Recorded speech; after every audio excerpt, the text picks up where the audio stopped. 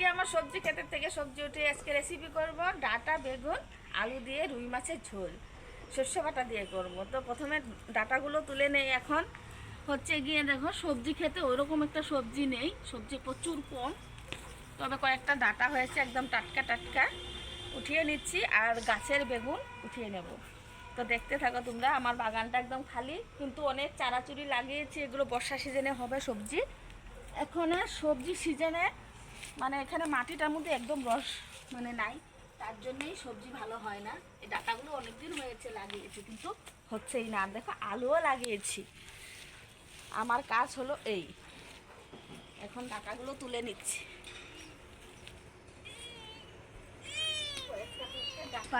পালেংগুলো খেয়ে নিয়েছিলাম, আগে হয়েছিল প্রচুর, এখন পালেং শাকটা নেই, এক দুটো গাছ আছে।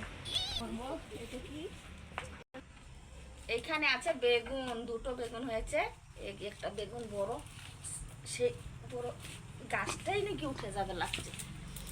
এই দেখো,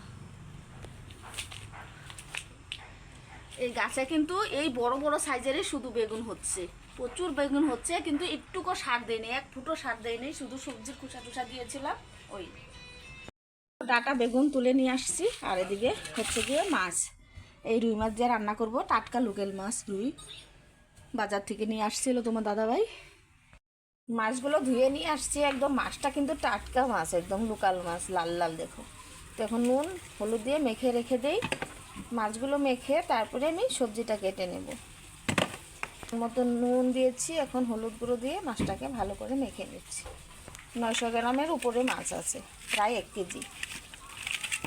খুব সুন্দর করে মাছটা মেখে নিয়েছি। পেটিগুলো দেখো বেশ মোটা মোটা, সচরাচর রুই মাছ ভালো পাওয়া যায় না, তো ভালো পেয়েছে বলে কিন্তু 1 কেজির মতন নিয়ে আসছে। তো কেটে নিয়ে আসছিলো, এখন আমি ধুয়ে হলুদ নুন মেখে দিলাম। এবার সবজিগুলো কেটে নেব। তো বন্ধুরা সমস্ত কিছু রেডি করে নিয়েছি। আলুগুলো দেখো খুব সুন্দর করে কেটে নিয়েছি। আর এত বড় বেগুন পুরোটা দেয়নি, আদাটা বেগুন এখানে আমি ইউজ করছি, না হলে শুধু বেগুন বেগুন হয়ে যাবে, সবজি ভালো লাগবে না। তাই আমি আদাটা বেগুনই দিলাম। আলুগুলো তো দেখতেই পাচ্ছ টুকরো টুকরো করে কেটে নিয়েছি, মানে চিরচির করে। আর হচ্ছে ডাটাটা একদম অল্প হয়ে গেছে, তবে ডাটা বেশি ছিলও না খেতে, আর ছোট ছোট ছিল, তাই অল্প করে উঠিয়ে নিয়ে আসছি। আর এটার মধ্যে দিচ্ছি শস্য, তারপরে কাঁচা লঙ্কা মিক্সিতে পেস্ট করে নিয়ে আসছি। আর এই রেসিপিতে কিন্তু কোনো রসুন ইউজ করব না, রসুন দিলে একদমই ভালো লাগবে না খেতে। এইভাবেই রান্না করলে কিন্তু ভালো লাগবে। পুরো প্রসেসটা দেখো, তাহলে বুঝতে পারবে। তো আমার গাছের বেগুনের কয়েকটা রেসিপি তোমাদেরকে দেখানো হয়েছে।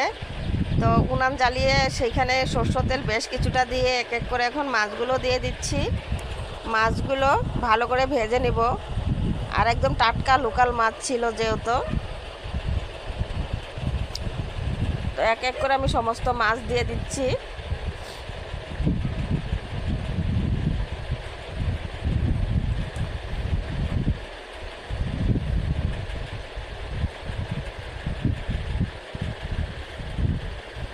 আমি বানিয়েছিলাম এই উনুনটা, সেই উনুনটাই রান্নাবাড়ি হচ্ছে। মাঝে মধ্যে কিন্তু মাছ হোক মাংস হোক এখানে করি আমি, যেহেতু উনুনের রান্না খেতে তোমার দাদাভাই ভীষণ পছন্দ করে। তাই তো শীতকাল, তাই একটু উনানটা জ্বালাই। গরম সিজনে তো একদমই মন চাবে না।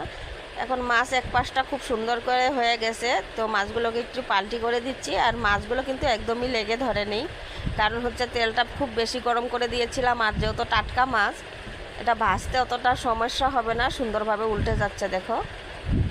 এক পাশটা লাল লাল হয়ে গেছে, আরেক পাশটা লাল লাল করে ভেজে তারপরে নামিয়ে নেব।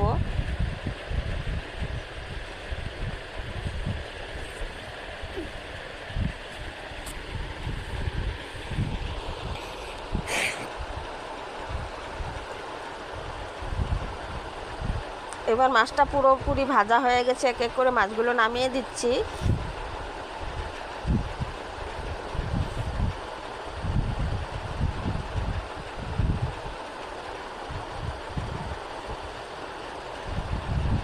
আর মাছ ভাজার সময় তেলটা কিন্তু একদমই টানে না। এই মাছটা দেখো যতটুকু তেল দিয়েছি অতটুকু তেলই আছে এই মাছ।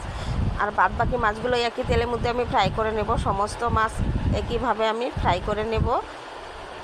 ফ্রাই করে নিয়ে তারপরে রান্নাটা করব।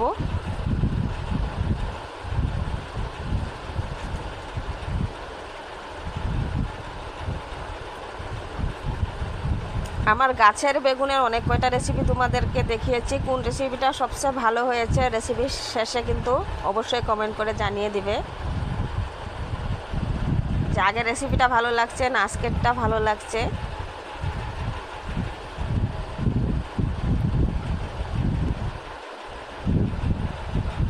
তো দেখো সম্পূর্ণ মাছ ভাজা হয়ে গেছে, মাছের মাথাটাও আমি ভেজে নিয়েছি। তবে মাছের মাথাটা আজকে রান্না করব না, অন্য একদিন রান্না করব কালকে। আজকে শুধু মাছটাই রান্না করব। একবার তেল দিয়ে কিন্তু সারা মাছ ভাজি হয়ে গেছে। তো এই কড়াইতে আর অল্প তেল দিয়ে তারপরে বাকি রান্নাটুকু সেরে নেব।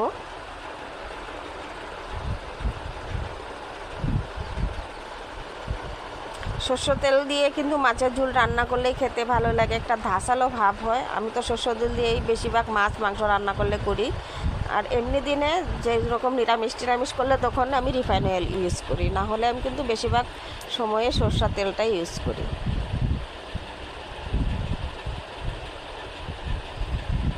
এখন গোটা জিরে দিয়ে দিচ্ছি তেলের মধ্যে। একটা শুকনো লঙ্কা 2 টুকরো করে দিয়েছি জাস্ট ফ্লেভারের জন্য। ওটা সবার প্রথমে আলুগুলোকে ভেজে নেব।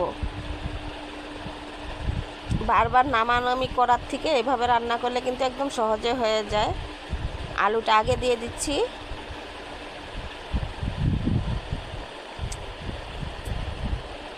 মাছ ঝোলে হোক কিংবা মাংসতে হোক আলুগুলো ভেজে নিলে খাওয়ার স্বাদটা কিন্তু একটু আলাদা হয়ে যায়, আলুগুলো খেতেও ভালো লাগে। তারপরে নুন দিয়ে আলুটাকে ভেজে নেব।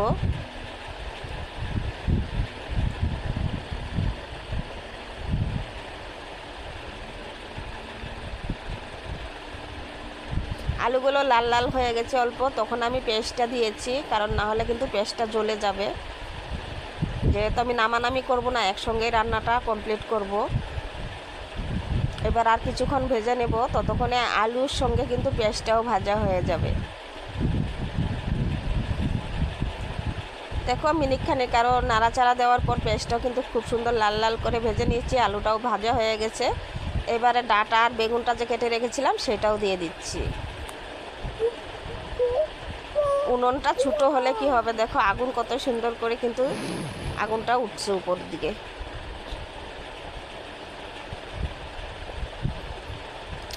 এবার পরিমাণ মতো নুন দিব, তো সেটা মাথায় রেখে দিতে হবে। আলুতে অল্প নুন দিয়েছিলাম, সেই আইডিয়ার মতো আমি নুনটা দিয়েছি। এবার হলুদ গুঁড়ো দিয়ে দিচ্ছি।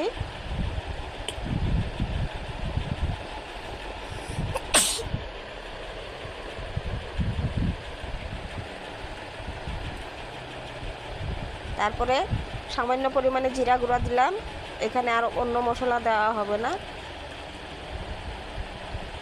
এবার একটু নাড়াচাড়া দিয়ে ভালো করে ভেজে নিব, মানে একটু ভাজা ভাজা করে নিব সবজিগুলোকে।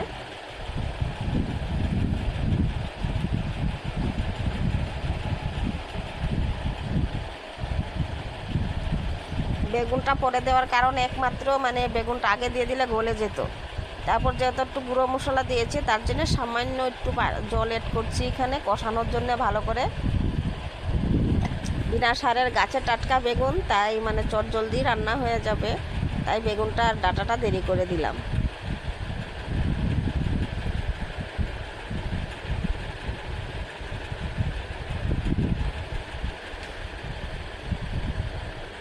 এবার 2-3 মিনিট ঢেকে দেব।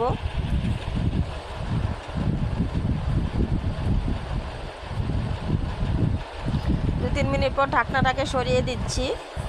জলটাও একদম বেশ শুকিয়ে গেছে। এখন একটু নাড়াচাড়া দিয়ে ভালো করে মিলিয়ে নিচ্ছি। শস্য বাটা কিন্তু এখন অবধি দেইনি, এখন শস্য বাটা দেওয়ার পাল্লা।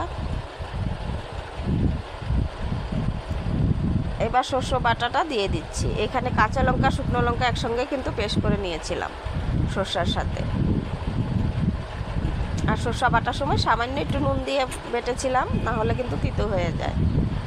আর সর্ষেটা আগে দিয়ে যদি নাড়াচাড়া করা হয় তাহলেও কিন্তু বেশি সময় যদি মানে কষানো হয় তাহলেও তিতো হয়ে যায়, তাই একটু দেরি করে শস্যটা দিলাম। শস্য দেওয়ার পরে 2 মিনিট নাড়াচাড়া দিয়ে ভালো করে মিশিয়ে নিয়ে এখন জল অ্যাড করতে হবে। এবার দিয়ে দিচ্ছি গরম ফুটান্ত জল, আর খুব বেশি জলও দেব না। এতটুকু জল কিন্তু আমার লাগবে অবশ্যই, কারণ হচ্ছে একটু সময় ফুটার পরে জলটাও কমে যাবে আর মাছ অ্যাড করবো এর মধ্যে।